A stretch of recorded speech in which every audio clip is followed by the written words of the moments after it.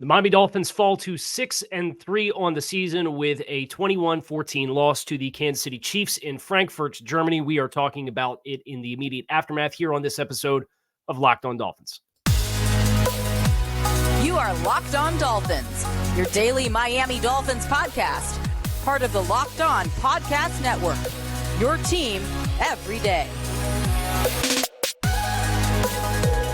All right, Miami. Welcome to another episode of Locked On Dolphins. It's your team every day here on the Locked On Network. Today is Sunday, November 5th, 2023. I'm your host, Kyle Krabs, lifelong Miami Dolphins fan, host of Locked On Dolphins, co-host Locked On NFL Scouting. I want to thank you guys for making Locked On Dolphins your first Miami Dolphins listen of the day. It is post-game. The Dolphins losing 21-14. Today's episode of Locked On Dolphins is brought to you by LinkedIn Jobs. LinkedIn Jobs helps you find the qualified candidates that you want to talk to faster. Post your job for free at linkedin.com/LockedOnNFL. That's LockedOnNFL/LockedOnNFL to post your job for free. Terms and conditions do apply. If I'm talking a little fast, it's because I am hot. Okay? If you're logging on and listening to this show with the expectation that this is going to be the same even-keeled, big picture, process versus results version of Kyle that you typically get, I got bad news for you. You're not going to get it. Because the narrative about the Dolphins competing against good teams is going to continue, and it rightfully should, because you spotted the Kansas City Chiefs 21 points in the first half with self-inflicted wounds, penalties, a turnover that's returned for a touchdown when you're trying to make it a one-score game to go into halftime, and then you come out in the second half and you show all the life in the world. You maintain their commitment to the running game. The defense plays winning football. They pressure Patrick Mahomes. You force a turnover in scoring position. You run the ball with success. You hit a big shot down the field for the first 20-plus yard completion against the Chiefs for a touchdown all season long. You get the ball back. It's the 2-minute warning. You need 50 yards to tie the game, and you proceed to absolutely bomb the end of game sequence, and you lose to the Chiefs 21-14 to fall to 6-3 on the season. And if you want to look at big picture and you want to look at silver linings and you want to talk at where this football team is going into the bye versus where we expected, we'll do all that. But not today. Because the narrative around the Dolphins at this point is earned, because you can't come out against the Buffalo Bills in week 4 and proceed to lay an egg in the second quarter and go down and give up 48 points. You can't spot the Philadelphia Eagles a 14-point lead on the road in the first half. You can't spot the Kansas City Chiefs 21 points and expect to climb back into the game, and yet that's what they did. I will tip my cap to the defense, and if you are looking big picture, Miami, they held Kansas City to 267 yards, 4.8 yards per play. They had the strip sack by Bradley Chubb. They got off the field down the stretch against an elite quarterback trying to claw their way back into the game. They held the Kansas City offense to 14 points because, as is the case, it seems every week, the Dolphins' offense or special teams gives you a big picture lapse and gives up points. The kickoff return against the Broncos, the pick 6 against the Giants, the pick 6 against the Panthers, the other interception inside your own 30-yard line for another 3 points, the fumble inside your own territory against the Patriots to come out to start the second half. 2-minute offense situation. The 2-minute offense lost the Dolphins this football game. Period. Because your 2-minute offense was net -7 points in 2 opportunities in critical game situations. I am hot, and I hope they're hot, and I hope they're embarrassed. Because it's a better freaking football team than what they showcased for the first 40 minutes of it, or 35 minutes of it. And yet, lo and behold, we're all going to sit here and talk about how the Dolphins can't beat a team with a winning record for another 2 weeks, 3 weeks. When's the next time they play a team with a winning record? Maybe the Jets in New York? Oh, good. Another road game against a good defense. Moral victories aren't going to get you where you're supposed to go. And for this team to be what it's supposed to be, these kinds of self-inflicted wounds, burning timeouts, pre-snap procedural issues, holding penalties, fumbles, it's all avoidable.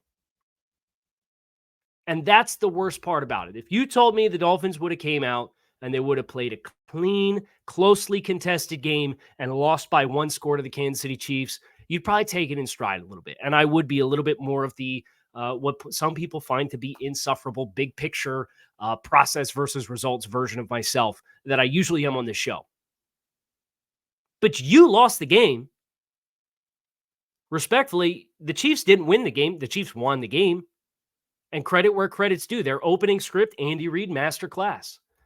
They went right through the Dolphins defense like it was nothing in 2.5 minutes. You held the Chiefs to 7 points offensively in the other 57.5 minutes of this football game. And you lost because you perpetually shot yourself in the foot again and again and again. It's not good enough. Now, Miami will fly home. They'll be on the bye. They have an injury to another offensive lineman, Robert Jones. Did not look promising based on just the body language coming off the field. So we'll have a conversation about, is Robert Hunt back? And what does that do for Lester Cotton? Is Liam Eichenberg not going to be back in the starting lineup at a guard spot? We'll figure all that out down the road. But Miami finishes this game with 292 yards of offense versus 267 yards for Kansas City, 5.0 yards per play. They had more passing yards than Kansas City. They had 117 rushing yards against the Kansas City Chiefs defense. They were less penalized. They averaged 5.6 yards per rush. They stuck with it. But you had a turnover, and you went 3 of 12 on third down and 0 for 1 on fourth down. And the fourth down was probably the worst one of all. You're Tua Tagovailoa. It's 4th and 10. You're in plus territory with a minute left in the game. And I don't even know what happened on third down. I don't know what happened on third down. But 4th and 10, the snap is maybe a touch wide and you get pressure, so your eyes got to come up and see what's going on. You had free runners for touchdown on 3rd and 4th down. You missed the throw for whatever reason. I don't know where the throw was supposed to go. I don't know if it slipped. I'm sure Tua will talk about in the post game, but I'm too hot. I got to record now and get it done and over with. 4th down, the ball's on the ground, and you fall on the ball. It's 4th and 10 with a minute left, and you have one timeout because you had to burn one, and you fall on the ball. No kind of effort to get a ball out anywhere in any kind of vicinity. No effort to try to pick a ball up. I would rather you lose the fumble and turn it over as a true turnover in that situation than try to fall on the ball on 4th and 10. Like, what are we doing? We'll talk more about some of these self-inflicted wounds. I mean, this is just going to be shotgun approach of just all these talking points from this game that's going to get thrown at you for probably another 15 minutes. So stick with us here on this episode of Locked On Dolphins. These days, every potential new hire feels like a high-stakes wager for you and your small business, and that's why you have to check out LinkedIn Jobs. LinkedIn Jobs provides you with all of the right candidates and the right people that you can find them for your team faster and for free. You can add your job in the purple hashtag hiring frame to your LinkedIn profile to spread the word that you are hiring. And simple tools like screening questions make it easy to focus on candidates with just the right skills and experience so you can quickly prioritize who you would like to interview and hire. It's why small businesses rate LinkedIn Jobs #1 in delivering quality hires versus leading competitors. I ask you guys this bit of a personal question here. You ever have trouble performing? And I don't mean like the Dolphins offense today in a 2-minute offense situation. You ever out with your partner and you feel like you just can't get the job done? Get worse when there's lots of people around. Does it get especially bad with guacamole? I'm talking about weak chips, the ones that can't handle a scoop of guac. Zach's Mighty Tortilla Chips understands the pain of trying to dip with weak tortilla chips. No one wants to go soft on the guac.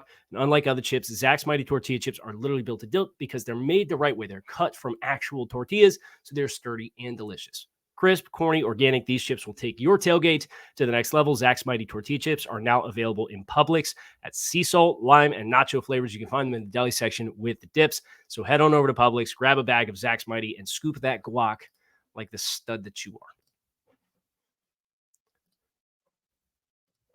I cannot believe this game script went the way that it did. Because you go into halftime, right, and you've resigned yourself to they just didn't show up.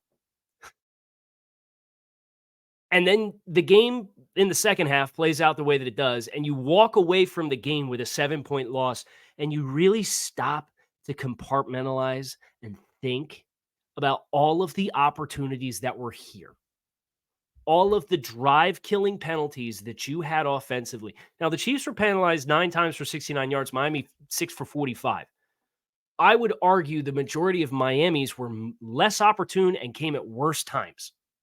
And obviously, some of that's applicable because the Chiefs were winning by 3 touchdowns at one point in the game. Every drive had an error, a drop, the illegal shift on the back shoulder ball to Jalen Waddle that negated that big gain, the hold by Connor Williams coming out of the half, the pullback a big run, and you have to punt. The fumble by Tyreek Hill, the drop by Tyreek Hill, the missed throw on third down in the 2-minute offense situation that had a free runner seemingly wide open to the front pylon. Just opportunity after opportunity after opportunity, and the execution was not there. And I don't want to dismiss Kansas. Kansas City, they held the Dolphins to 292 yards of offense. Chiefs played a good game. Miami, zero interest in testing the defensive interior of the Kansas City Chiefs early in the game. I thought you were too one-dimensional early. I thought this was a game where it felt like Miami early on tried to coach around instead of dictating terms. That the Chiefs personnel seemingly dictated the play calls for Miami early in the game. And then as the game goes on and it's 21-0 and 14-0, kind of felt like the Dolphins said, okay, we're just going to cut it loose. We're down multiple touchdowns already. And I thought that's where you saw a better performance. Miami had 110 yards offense the first half. They finished with 292. You had 182 yards offense, and it should have been more. Raheem Mostert with the 2 explosive runs on the final possession that puts you in plus territory and scoring territory. You're just outside the red zone. And you go pass. Pass. That's correct. 4 straight passes. And you lose the football game. It's a hard pill to swallow. Because this was, you look at Philadelphia and you said, yeah, you shot yourself in the foot against Philadelphia. But at the end of the game, Philadelphia slammed the door shut in your face. You look at the Buffalo game, you say, yeah, there were injuries, but you didn't execute what you were supposed to execute. The Dolphins executed defensively in this game. The Chiefs did not slam the door shut on you. You gave them the ball back with a few minutes left and got off the field in a 3-and-out situation. I'll tell you one area that I looked at that I was really disappointed in this game was the gunner play on punt return. Braxton Berrios had a ton of opportunities to return punts and get plus yardage for the Dolphins, and the Gunners couldn't win. And there's one guy within 20 yards of Braxton Berrios, and he has to fair catch because you can't get hands on one of the Gunners for Kansas City. And what does that drive look like for Miami in the final situation if we don't force a 3-and-out inside your own 15-yard line and you don't fair catch the ball at the 25? What happens if you're able to get 15?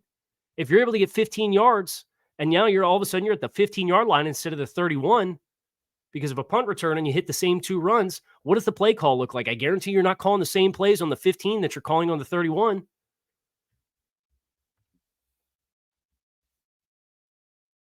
You lost the football game today. And that's a bummer because at some point we are expecting this switch to flip for the Dolphins. And I'm sure this will be a valuable learning experience and they will continue to talk about that. And Mike McDaniel alluded to at the beginning of the week or at the end of the week before the game, the narrative coming out of the game is going to be one of 2 things. Either the Dolphins can't be good teams or they're going to win the Super Bowl. And depending on the results of this game, it was going to be one or the other.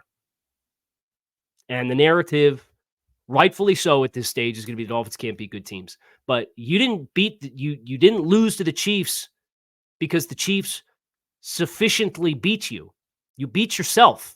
And that's worse. And it's not acceptable. I admire the way that they played down the stretch. I admire the way the defense played. I admired the way that we stuck with the running game and found some traction and found some balance and tried to run between the tackles. But you can't spot the Chiefs 2 touchdowns. What was this pinball effect in the first 20 minutes of the game after the Chiefs' opening score? How many punts in succession did you have? Punt, punt, punt, punt, punt, punt, punt. 1, 2, 3, 4, 5, 6, 7. And the Chiefs had 3 of them. Chiefs go 7 plays, 75 yards in less than 3 minutes. Miami goes 4 plays, 8 yards. 6 plays, 38 yards. 4 plays, 11 yards. 3 plays, 0 yards. And the Chiefs go 8.5 minutes off the clock on a 13-play drive for 95 yards because you played the field position game and didn't do diddly-poo with it. It's not complimentary football in the second half. And then in the span of 2 minutes, you had the fumble touchdown, and a 7-0 game is now magically a 21-0 game. They got to stop beating themselves, period. And they're playing with fire because they're playing with fire against the not good teams too. The Tua pick six against the Giants, the Patriots turnover coming out of the half. Like this stuff has to stop. And I get you're a high volume offense. You don't play super tempo, but you're explosive plays and you look to push the ball and you're aggressive and you like to go for it on 4th down. But like at some point you got to stop turning the ball over. Because the head count at this point, it's like 5 touchdowns plus a special teams touchdown of points that you have given to other teams on your own miscues when you have the football. It's got to stop. We'll talk a little bit more about the defensive performance here as we bring this post-game episode of Locked On Dolphins to a close, so stick with us. Score early this NFL season with FanDuel, America's #1 sportsbook. Right now, new customers can get $150 in bonus bets by winning any $5 money line bet. That's $150 if your team wins. So you'll be on the sideline a little bit for the Dolphins if you're looking to cash in on this opportunity with FanDuel. They're on the bye next week, and then they're home against the Raiders. So maybe you want to pick somebody else maybe by the time you listen to this, it's the 4 o'clock slate on week 9. If you've been thinking about joining FanDuel, there's no better time to get in on the action. The app is super easy to use. There's a wide range of betting options that include spreads, player props, over-unders, the money line, and more. So visit FanDuel.com/LockedOnNFL and kick off the NFL season with FanDuel, an official partner of the NFL. So Miami defensively, we talked about what Kansas City did, and they find the ways to buckle down late. 267 yards for the Kansas City Chiefs. And the Dolphins defense yielded more than 200 of that on that opening drive. So in the final 10 possessions, the Chiefs averaged about 19 yards of possession in their final 10 possessions of the game. I'll take that kind of effort any day of the week. And the 267 yards of offense that the Chiefs finished the game with was their lowest output of the season. Only one other time, and it was last week when they turned the ball over 5 times, did they finish with under 300 yards of total offense. You go back to 2022, 340, 357, 362. You got to go all the way back. They didn't have a single game last year that had a yardage total that was that low. 2021. Just to really pour some salt in the wounds. Week 13, 2021, 267 yards of offense, same amount. You got to go back to week 9 of 2021 when they won 13-7 of the Green Bay Packers with 237 yards of offense to the last time the Chiefs had a lower yardage output in a game than what the Dolphins just put on display defensively. So props. I don't hear anything about Bradley Chubb. We can all kindly stop complaining. If you're still complaining about Bradley Chubb, you're about a month late. But like enough is enough. 4 consecutive games with a sack, another strip sack for him, put the Dolphins in position to get points, a job well done by him.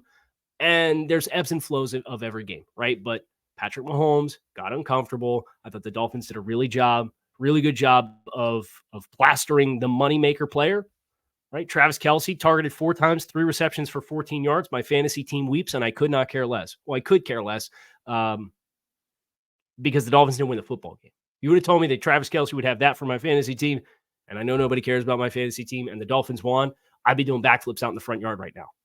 Instead, it's the worst of both worlds. The Dolphins did an awesome job. The leading receiver was Noah Gray. Sky Moore, 33, 34 yards apiece, then 22 for Jerick McKinnon, 22 for Valdez Scantling. Props to Kader Kohu for making the play on Valdez-Scantling down the field. It's very reminiscent of the big play and the big haymaker that he gave up to A.J. Brown late in the Sunday Night Football contest against the Philadelphia Eagles. Nice evolution for him to get his hand on the ball and be in position to contest the play and not get big boyed the way that A.J. Brown big boyed him down the field. So I thought that was admirable. From a rushing defense perspective, 24 carries for 93 yards. The Dolphins continuing their stretch now of games in a row where they hold the opposing team to less than 100 yards of total offense rushing the ball. I thought up front, you played admirably well. The Chiefs kind of got you with some scheme stuff and gave you some gouged runs, but this is now 6 of the last 8 games that you've played, you've given up less than 100 yards, which based on what the narrative was coming out of the week 1 game against the Chiefs with 233 rushing yards allowed. I'll take that kind of improvement against a team like Kansas City. And, Pat Mahomes, 185 yards. That is the 3rd lowest passing yardage output the Dolphins have yielded defensively this season as well. So just to kind of bottle up the statistics, this is 3 games in a row with a turnover. You kind of take a little bit of momentum on that side. Hopefully the Dolphins can get healthy. We'll see what's going on with Jalen Waddle. I know he's on the offensive side of the ball, but had the knee sprain early in the game. Kind of felt like his role was a little bit diminished as a result. He ended up with 3 receptions for 42 yards and an end around for 12. So 54 yards of offense on 4 touches for Jalen Waddle. Tyreek Hill targeted 10 times, 8 receptions for 62 yards, did not get in the end zone. I'm glad we don't have to listen about Tyreek Hill playing his old team anymore. And we could just, quite frankly, keep focused on what we're supposed to be doing and try to win some football games. Dolphins on the bye next week. There's a lot of leverage to be had. The Bills play the Chiefs tonight on Sunday Night Football. The Jets play the Chargers tomorrow night on Monday Night Football. So we'll be keeping our eyes closely peeled on both of those contests as we get ready to work into the bye. But this one's one that got away. And it didn't just get away, you gave it away.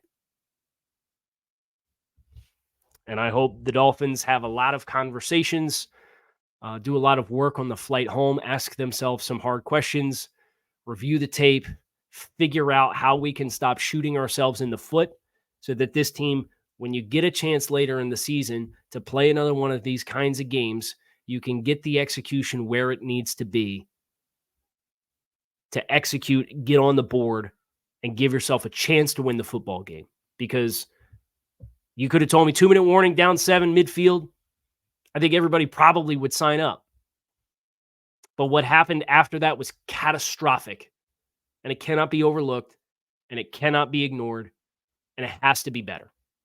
I'm sure they'll tell you the same thing. I'm Kyle Krabs, Locked On Dolphins. It's your team every day here on the Locked On Network. Fins up. I am out of here. We will break down the tape in the aftermath of this game and do a post-mortem. And then we'll get into our bye week content a little bit later this week. So appreciate you guys checking out the show. You can find us on YouTube or wherever you listen to your favorite podcasts. I'm out of here. Peace.